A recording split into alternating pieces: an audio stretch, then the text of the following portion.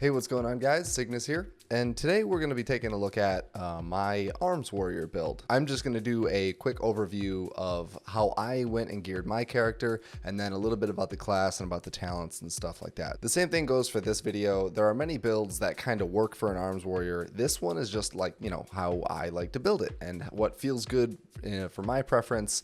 And this is how I like to play my Arms Warrior. So, you know, I'm just going to run through that with you real quick. And we'll cover the spells and the talents and stuff initially. And then we'll get into my gear and why I chose the stats that I chose. All right, let's get to it. First things first is charge. Charges to an enemy, dealing 29 physical damage, rooting for 1 second.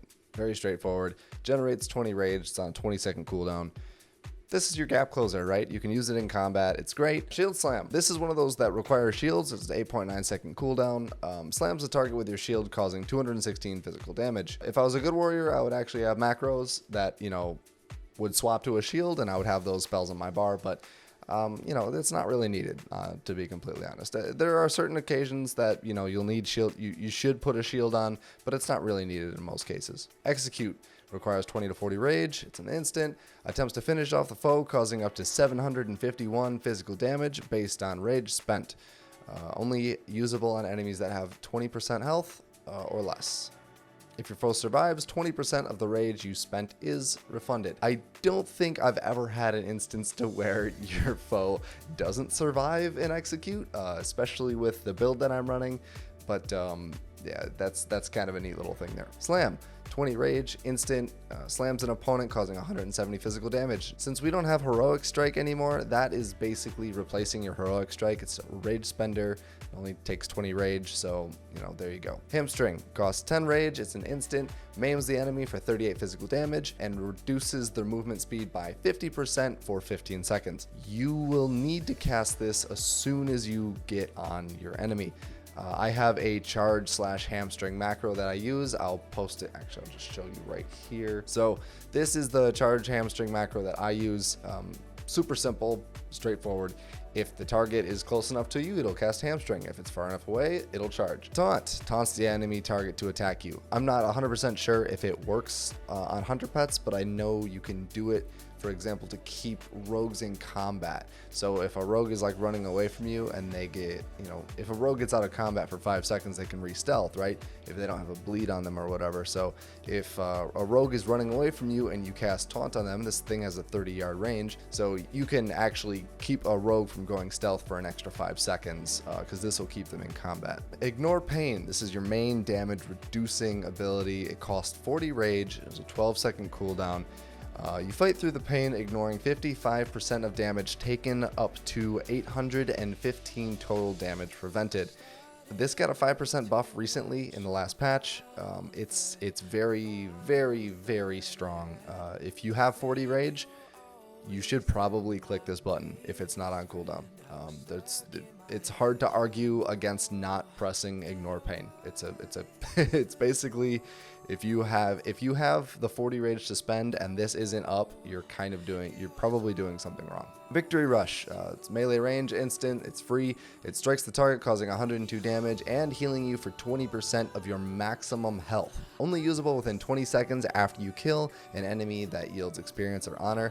So in PvP, you get an execute off on somebody, you kill them, you get a free 20% heal on the next target you decide to hit with Victory Rush. Pummel, it's your melee range interrupting ability. It locks them out of the spell school for 4 seconds, and it has a 15-second cooldown, 0 rage cost. Whirlwind, 30 rage, it's an instant, unleashing a whirlwind of steel, striking all nearby targets for 139 physical damage, dealing reduced damage beyond 5 targets. This thing actually hits multiple times. This is one of the reasons why when Crusader was broken, you were able to just kind of whirlwind within like a big group of people. And since you have 2 weapons and you were hitting multiple times on multiple targets, it just basically procced Crusader constantly. So we all remember and love that bug. Shield Block, 30 rage, instant, requires shields, 16-second cooldown. Raise your shield, blocking all melee attacks against you for 6 seconds. This is actually a really good thing to have also macroed into a shield macro, that you could, you know, lock another warrior or a rogue or something from, you know, something from hitting you, preventing all damage coming in for 6 seconds, which is pretty strong. Colossus Smash smashes the enemy's armor, dealing 461 physical damage and increasing damage you deal to them by 30% for 10 seconds. It's on a 1.5 minute cooldown, costs 0 rage to use. This is your window of opportunity, right? Once again, this is how I play my warrior. So what I do is if I have a sudden death proc, which I'll cover in a second if you don't know, if you get a sudden death proc, I will wait to use Colossal Smash until that happens. Colossal Smash them, then you get an extra 30% damage on top of the 461 if it doesn't crit. So you get that 461 and then 30% on top of an execute, which will probably crit because of the build I'm running, which I'll also cover in a second. Mortal Strike costs 30 rage, 5.9 second cooldown. This one is actually adjustable with haste, so the more haste you have, the more you can actually Mortal Strike. A Vicious Strike that deals 402 physical damage and reduces the effectiveness of healing on the target by 50% for 10 seconds. You can use this on cooldown or just use it as a debuff or just as fat damage, because 402 physical damage on a 6-second cooldown for 30 rage is, it's pretty good. It's a lot better than spending the 20 rage on slam, right? Overpower, melee range, instant, 12-second cooldown. Overpowers the enemy, dealing 255 physical damage, cannot be blocked, dodged, or parried. This is usually my opener, that's why it's on my 1 key after I get a hamstring off on somebody. So it's basically free 255 damage. And then the Spec's Mastery is Deep Wounds, which Mortal Strike, Colossus Smash, and Blade Storm, we don't have Blade Storm sadly, inflicts deep wounds dealing 185 bleed damage over 12 seconds and increases the damage the enemy takes from you by 11%. Just like with the Shaman, there's an argument to be made to stack some Mastery. That would be the other stat that I would end up stacking. If it wasn't the build that I'm currently running, it would be a Mastery build. I haven't had a chance to do that yet. I believe Donor made one. You can find his character on the Armory. He is a full Mastery stacked arms warrior, and I'm pretty sure he still tops charts. I mean, I do too. I don't think we've been in a BG at the same time, so I haven't been able to stack up, my armed warrior to his, but I'll have to check that out soon. For the talents, first up is War Machine. This is a passive. Your auto attacks generate 10% more rage. Killing an enemy instantly generates 10 rage and increases your movement speed by 30% for 8 seconds. Sudden Death, another passive that I always run unless I'm playing war games with somebody and it feels like I'm just winning due to lucky procs, then I will switch off of Sudden Death, because winning to RNG when you're just trying to have some fun with some friends doesn't usually feel good, and it kind of just feels like you have an unfair advantage. So that being said, this is very strong. Your attacks have a chance to make your next execute cost no rage, be usable on any target regardless of their health, and deal damage as if you spent 40 rage, which is the maximum amount of rage that execute will use. So as you can see, it is a max execute that just can randomly proc off your abilities. That also being said, Sudden Death, it's not just a random chance. It's actually an RPPM proc, which means the more haste you have, the more sudden death procs you can get. I did a couple tests over the span of 5 to 10 minutes, just smacking a target dummy, pressing every ability I possibly could. Sudden death didn't really proc that much more on a warrior that had 20% haste versus a warrior that had like 2% haste, this one right here. So I wanted haste to really work because I wanted to make a sudden death machine, but it doesn't really feel like you have that oomph with it, right? Even if you were getting the sudden death procs, they might not crit, so it's not doing quite as much damage as maybe you want to. Last up is Skull Splitter. This is another melee attack. It's an instant. There's a 21-second cooldown on it, but it bashes an enemy's skull, very graphic, dealing 258 physical damage and generates 20 rage. Now, Ignore Pain is only 40 rage, right? And it's on a 12-second cooldown. So basically, if you're running low on rage, an auto attack will probably generate somewhere around 10 to 15. You smack them with a Skull Splitter, you're at 30-ish. It's basically an Ignore Pain generator. As for the PvP talents, first up you've got Shadow of the Colossus. Charge resets the cooldown of your Overpower, and Rage gained from Charge increased by 15. The fact that Overpower's got a 12-second cooldown and Charge has a 20-second cooldown doesn't really line up in the way that it would work. So if you were to charge somebody, you would still get like 2 Overpowers off before the next charge, because that would be 20 seconds later. This would be 24 seconds later total. So you'd only really shave off, like if you were able to do an Overpower on cooldown, you would only save about 4 seconds off of that third Overpower, unless, you know, you get into the third and fourth Overpower the longer the fight goes on. So there's some math there that I'm not doing great, but it's not really worth it in my opinion. War Banner, I actually really enjoy playing this talent because, as you know, if you're playing an Arms Warrior, you're probably slowed a good 50% of the time. So War Banner is nice because you're then moving at 80% instead of 50%, because you drop this thing down and, you know, increases your speed by 30%. It does it for all of your allies as well. And it also reduces the incoming duration of all crowd control effects by 50%. Sharpened Blade. This is a big one. I don't usually run this because I don't really feel the need for a stronger Mortal Strike, because I run Sudden Death most of the time. But when activated, your next Mortal Strike will deal 15% increased damage and reduce healing taken by 50%. I'm gonna have to check that really quick. Ooh, okay, tooltips, you're being weird. So on the target it shows as 50%, but when I hover over the tooltip, you'll see that it shows 20% when I'm targeting the PvP dummy and 50% when I'm not targeting the PvP dummy. So the only thing I can assume from that is that the tooltip value for the PvP mob is incorrect here, and it's actually only reducing by 25%, and then Sharpened Blade probably actually turns that up to 50%, although it doesn't seem to change the tooltip damage here, or the tooltip percentage here. So that's a god damn it, you can't make anything easy. Why can't I just explain things and they should work how, you know, I explain them? Why would anything happen that way? Next up is Death Sentence. Execute charges you to targets up to 15 yards away, and this effect has a 6-second cooldown. This is fun to run in BGs if you're not worried about disarming anybody and you're running Sudden Death. It's not spammable like it used to be. It was really funny when that was the case, because if you had a Sudden Death proc and you were able to charge to somebody and say they blinked, right, but your execute got off and then you got them to 20%, you could then charge to them immediately again and, you know, really seal the deal. So it was really hard to peel a warrior before this. And then last up is Disarm. This has a 45-second cooldown.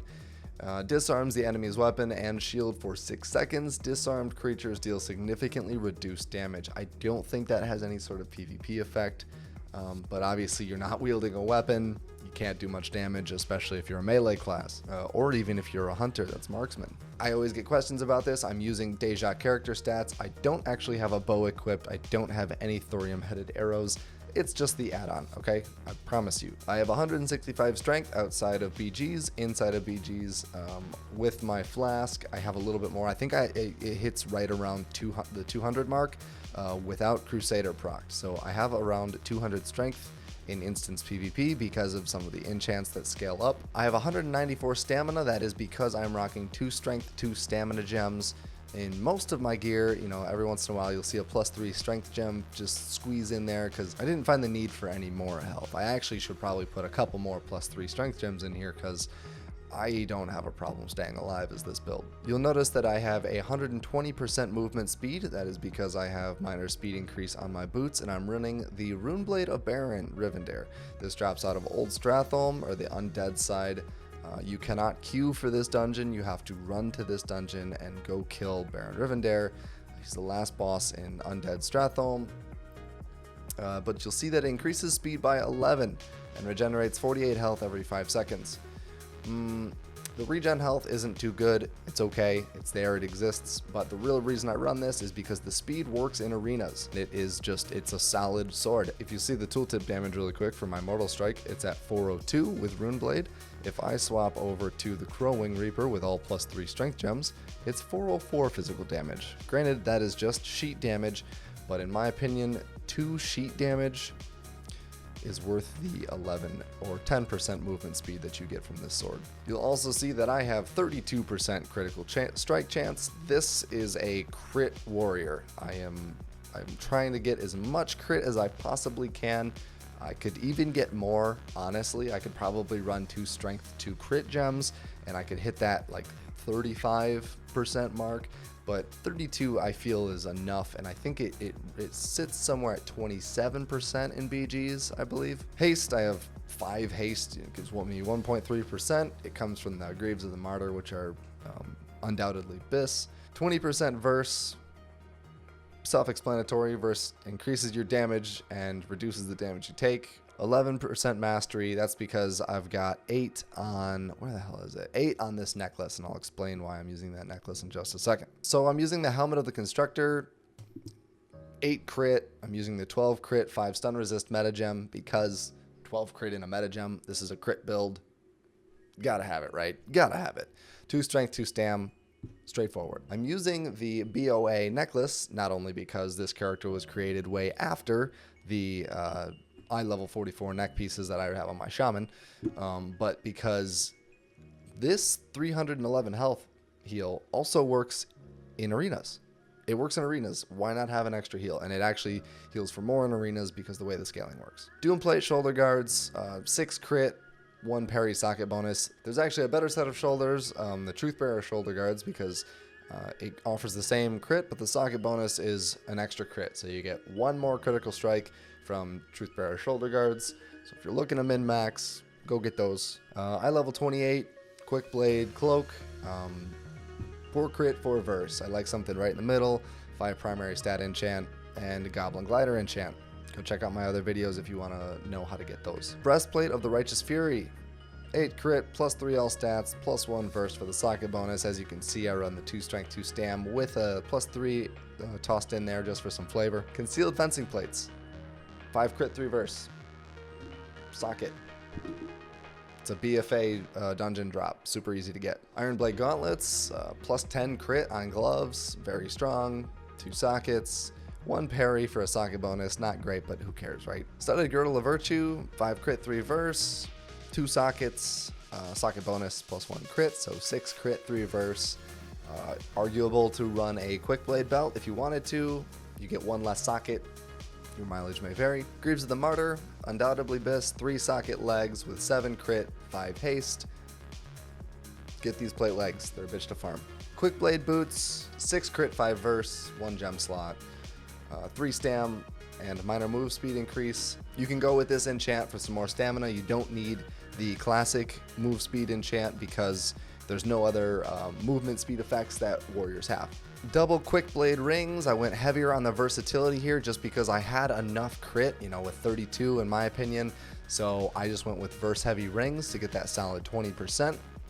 One of them's got a socket on it. They're both enchanted with 1 verse. I think it's +2 in BGs. Generally, I run a PvP trinket on all my characters. Ghost Iron Dragonling with 20 crit and 10 verse.